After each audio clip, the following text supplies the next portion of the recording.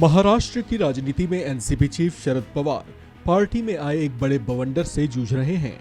भतीजे अजीत पवार ने अपने समर्थक 9 विधायकों के साथ उनसे बगावत की और एनडीए में शामिल हो गए। अब दावा कर रहे हैं कि उनके पास एनसीपी के कुल 40 विधायकों का समर्थन है, लिहाजा बात अब शरद पवार के गिरेबान तक पहुंची हुई दिख रही है।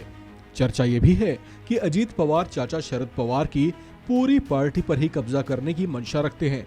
हालांकि महाराष्ट्र की राजनीति में दशकों लंबा तजुर्बा रखने वाले शरद पवार इसे ज्यादा गंभीरता से लेते नहीं दिख रहे। इन्हें लेकर एक बात आम है कि वे अपने विचारों और अपने फैसलों को लेकर स्पष्ट हैं, जो न सिर्फ इनके पॉलिटिकल करियर में सबने महसूस किया, बल्कि ये अपने व्यक्तिगत जीवन में भी अपनी बात के अटल हैं। इनके जीवन से जुड़ा एक ऐसा ही दिलचस्प किस्सा इनके विवाह से जुड़ा हुआ है।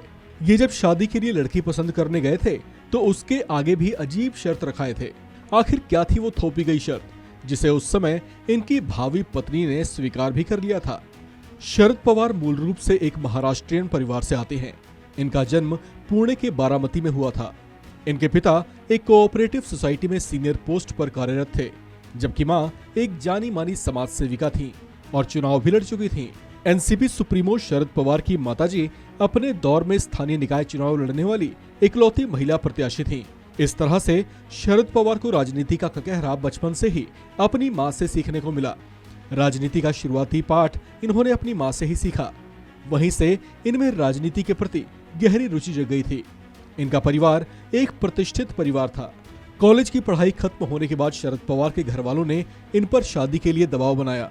पहले तो ये नहीं माने, लेकिन बाद में ये एक शर्त के साथ शादी के लिए राजी हो गए। वो शर्त उन्होंने अपनी होने वाली पत्नी के सामने भी रखी। आपको बताते चलें कि शरद पवार की पत्नी प्रतिभा शरद पवार पूर्व क्रिकेटर सधु शिंदे की बेटी हैं। एक इंटरव्यू में प्रतिभा पवार ने बताया था कि शादी से पहले शरद पवार ने एक ही संतान पैदा करने की शर्त रखी थी।